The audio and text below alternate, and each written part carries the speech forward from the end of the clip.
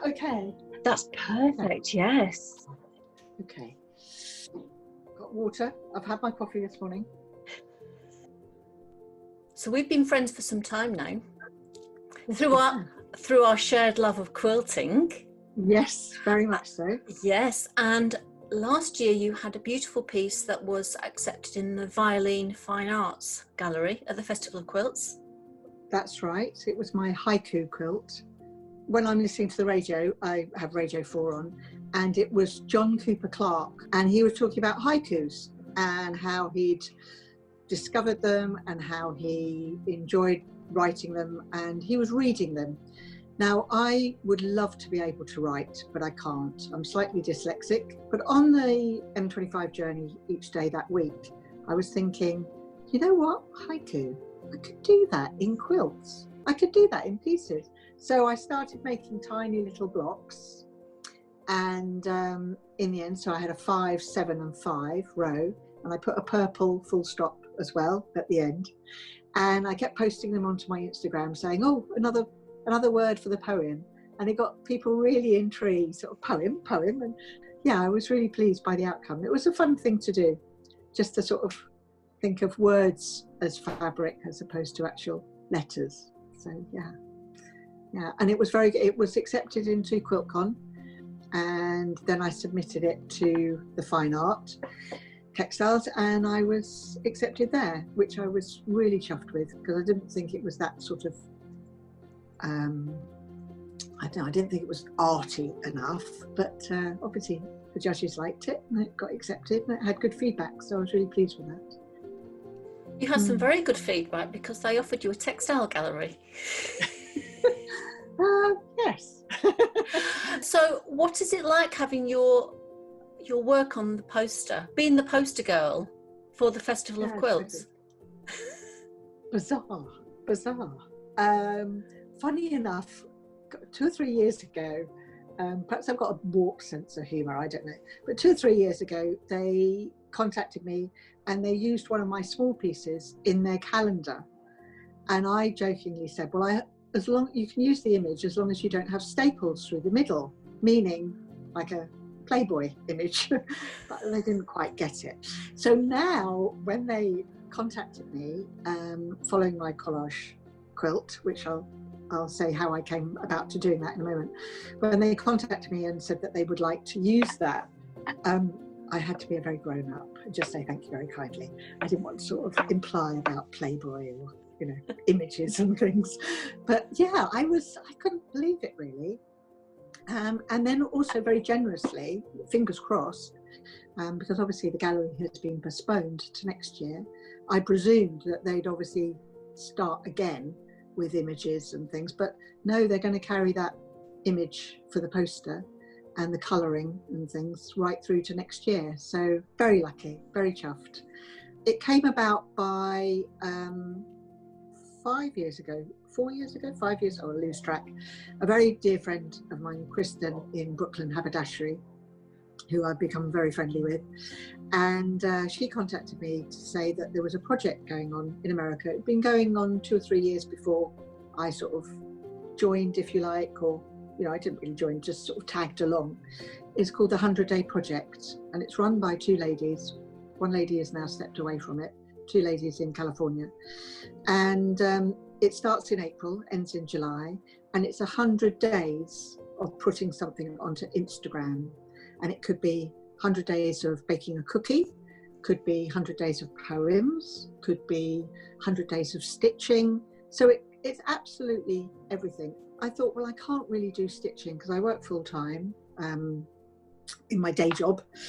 So I couldn't really dedicate the time to do stitching every day. But I've always, ever since a young child, loved cutting and sticking, playing around with paper. I've got endless boxes of paper, which my husband despairs at, but they all come in useful now and again.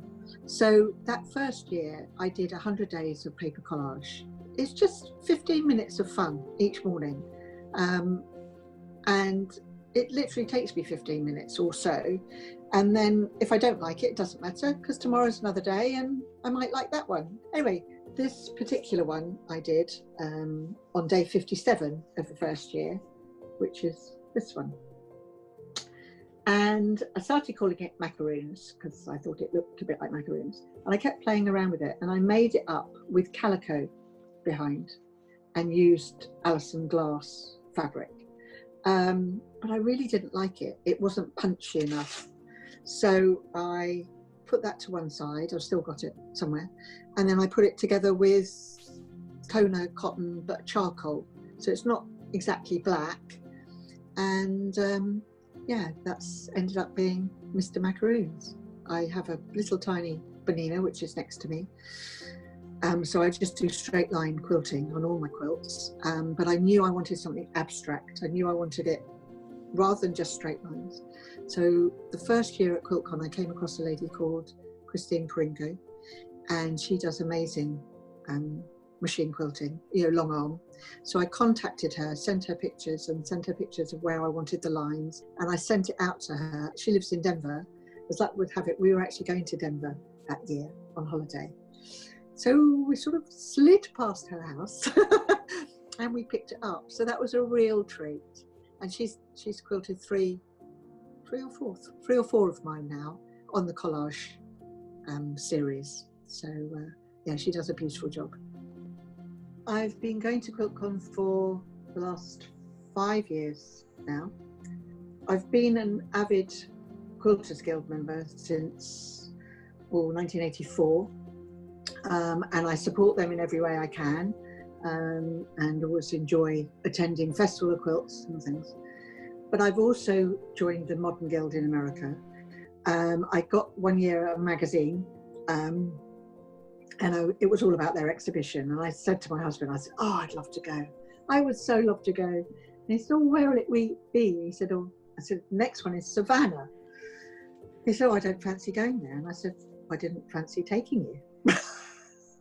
I said, "I want to go on my own." So I did. And I met up with a very good friend who was introduced to me years ago, which we've become firm friends, Pat, and her and I shared the room. And it just blew me away. It was the excitement. Admittedly, it's a much smaller exhibition. There's only about 300 or 400 quilts. They're all juried to get in. I was very lucky. I've had a quilt accepted each year. Not last year, the year before, I actually had 5 quilts accepted, which really blew me away. But the first year I had a quilt, and I went on a little bit of a funny story, but I went off to find it, as you do. Whenever you've put something into an exhibition, you march off to make sure that it's hanging straight and you're happy with it. And I was absolutely delighted where it was hanging. And then I turned round and there was a beautiful quilt of Abraham Lincoln. And it was made by a lady called Kim Soper. And I just went, holy moly. It was just, it just blew me away. It was amazing. But anyway, we became good friends. And the funny thing is, she got visitor's choice. And I always tease her that my quilt had equal number of footfall past it. Just happens that he was looking at her quilt and not my quilt. So we said that we will share the award. But yeah, her work is beautiful. But it just opened my eyes to, admittedly it was all modern, but it just opened up my eyes to a different way of thinking, of displaying and making quilts more as art pieces on the wall than back on the back of the sofa where all mine live normally. So, and it was the opportunity of meeting so many amazing quilters that you read about in books or magazines, and so yeah, it was lovely. This is Serendipity, and this was the quilt that was first accepted into QuiltCon, and it was made in an improv style. I got a lot of the fabric I printed myself, and various pieces I'd collected, and I also got a scrap bag from a lady, Leslie, in Australia. And what I did was I cut them all up into pieces of various sizes, all rectangles and squares. I put them the other side of my sewing machine, and I pulled 2 pieces through. If they fitted lengthwise, they got sewn together. If they didn't, they got thrown back. So I'd do that, I'd hand press it, and I'd throw it back the other side of my sewing machine. And then I carried on until I got a full size, really. And then I just did straight line quilting. So that was the first piece I had accepted into QuiltCon. And it was a good exercise to do. I did keep squaring it up because I don't like, my mind prefers straight lines. So it was a good exercise to do, and I enjoyed that. And I made another one the following year, and that was accepted as well. One quilt I've just recently finished, and this was hand quilted. I went to an exhibition on Bauhaus at the William Morris Gallery down in Walthamstow. It was a very little exhibition. It was quite interesting. It had a couple of Annie Albers weaving, but it also had a colour palette that had been painted just randomly by Kandinsky. And the whole time I looked at it, I just thought of the linen. So I came home and I made, let's make sure, I came home and made that with all just the random pieces of the linen. So just all my scraps, which replicated his colour palette of, it was one of his teaching exercises of use of colour, which goes over my head. I just pick up the colours I like. I don't do all this colour theory. Anyway, but one little thing about it, I was so chuffed, and I hung it up on one of the shelves to take a good photograph for Instagram. And the windows were all open and it was blowing in the wind and it looked really nice. And in the background, I had James Taylor, Sweet Baby James, playing. So anyway, I posted it onto Instagram and I put, it's always a good day if you're listening to James Taylor. And blow me down, he sent me a message to say, keep quilting, Sarah, looks good. I couldn't believe it. Then, sorry, my little bit of boasting, I'm so sorry. Then he put it on his Instagram, which was so kind of him. So I did save my bit that he said thank you, and it is on my Instagram, on my little stories. So yeah, so James Taylor liked this. That's my claim to fame. I can go to my grave happy now that James Taylor knows my work. But anyway, so that was that. Another piece going on the collage, I've always liked Gap, mainly because of the blue. I just love blue. I love indigo and I love any form of blue. And there was a big ad in one of the colour supplements. So I tore it out and it just said Gap across it. So what I did was I folded it all up and just randomly cut it and stuck it down. And then I pieced it together as a blue and white quilt. So that's that. But on this one, it was the very first time I did actually quilt as you go. So the back is quite, all panelled, which I like. But I want to revisit that idea again because it was nice just quilting panels. Another one is another collage quilt, which again was a paper collage, and then this was one that Christine quilted. So she really did the most beautiful work on it. That was Reflections. That was a quilt I put together 3 or 4 years ago now. It was exhibited at QuiltCon, and it was a combination of various Japanese linens I'd picked up, quite a lot from Eternal Maker, and also the Draper's Daughter. I will pick up a piece of fabric if I like the image on it. I'm not bothered about the whole piece. It's just maybe that particular triangle I want. And I'll end up buying a fat quarter just for one triangle. Amazingly, the Quilters Guild contacted me and they acquired that for their permanent collection as one of the first modern quilts that they took into their permanent collection. So I was accepted, and also Helena Hawes, her piece was accepted, but they very kindly are going to lend it back to me for the gallery next July. I might try and squirrel it back home, but I don't think so. I do love it though. So if people come and pop by your stand, your Textile Gallery stand next year, what sort of quilts are they going to expect to see? A whole mix match, really. I want it very much to be very much a part of me as opposed to an art gallery, because I'm not an artist, I'm a quilter that plays around with fabric. I've separated the gallery into 3 parts.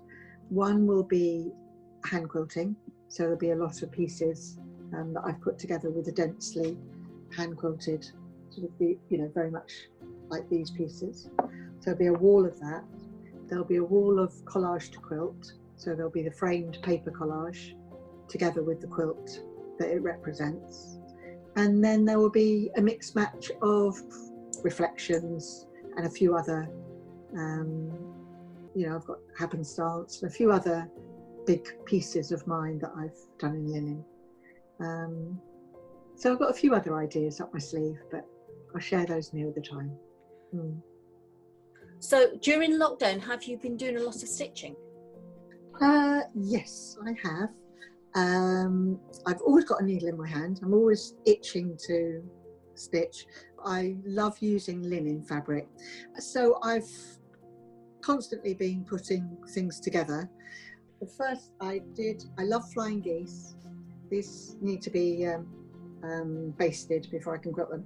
But I did a flying geese piece in blues and then the odd little colour just to break it up. And they're 40 inches square. But while I was making that, I automatically thought, I really like black and linen. So I quickly went on and made one in black and linen, which I've called Arthur because it reminds me of Guinness. My lovely elderly Aunt Madge in North Wales always insisted on drinking each night before bed. So this was either going to be called Madge or it was called Arthur. So that's Arthur. So I've got to get those tacked and then I think I'll just hand quilt those because I've really got back into hand quilting and heavily hand quilting, which I really enjoy. And in my hand quilting, I always put 2 red stitches. Don't ask me why, just happened. So with all the offcuts, I've been putting together little cross quilts, which I really like doing. So that's from a selection of places. And then on little pieces, I've always got something I make up from my scraps. So I've got a whole sort of pile that I take out in the car if we do go for a drive, or sit in front of the television or whatever, and they're little tiny pieces like that. So yeah, I've always got something on the go, or a bit bigger pieces, which I'm just doing the binding on this piece, which is just a Drunkard's Path variation. So yeah, a little bit busy, yes. Do you have things like architecture or certain artists that have influenced the kind of patterns, styles, combinations that you put together? Yeah, I grew up, my father was a graphic designer, so I grew up in a house full of sort of art and books and magazines and all sorts of things, which has always influenced me, especially with colour. He used to put red in everything. I've always liked Bauhaus and their inspiration, and also architecture, very much Frank Lloyd Wright. I love the clean lines he uses, and I like the fact that he gets his points perfect, and that's what I try and do. But very much with the Bauhaus is the weaving. So Annie Albers, but the person before Annie Albers was a lady called Gunter Stoltz, and I absolutely love her work, along with Annie Albers, but Gunter is really punchy for me. And again, looking at her work, whatever I look at, whether it's graffiti on the street or magazines, I always break it down into a quilt pattern in my head of squares and triangles, and try and figure out how people have put things together and how I can replicate. I don't ever want to copy, but sort of do my own thing. So it's a jumping board really of going into different design. But I did, and I have been doing for the last several years now, a Gunter piece, which I took from one of her drawings, from one of my Bauhaus books, which I have many, and I pieced it out. This was before I discovered linen, So this is all different. It's Roberta Horton. A lot of it is Roberta Horton fabric, right back from the 80s. So I just made up a series of squares and triangles, and I'm slowly quilting it densely, just to replicate her weaving, really. But to be honest, I never really want to finish it, because I talk to her quite often with this piece. And some days, you know, there's months where I don't even pick it up. And then there's others I'll pick it up every evening. And I just chat to her and check how she's doing and if she'd be pleased with it. And so it's a real tactile piece. It's getting really soft now. And I'm really not bothered about technique. I used to be, when I first quilted. I used to hide all my knots and things. But now I really like having all the knots and the working, because you put so much work into a piece. So why not see all your knots and how many bits of thread you've used? So I hope she'll be pleased with it, but it will eventually get finished. Yeah. So that'll be on the stand, because I'll be sitting quilting that. It's been an absolute joy talking to you today, Sarah. Well, thank you, Katie. Likewise, I always enjoy your company. Thank you. And thank you for your support and enthusiasm with my work. It's very pleasing to me. Thank you.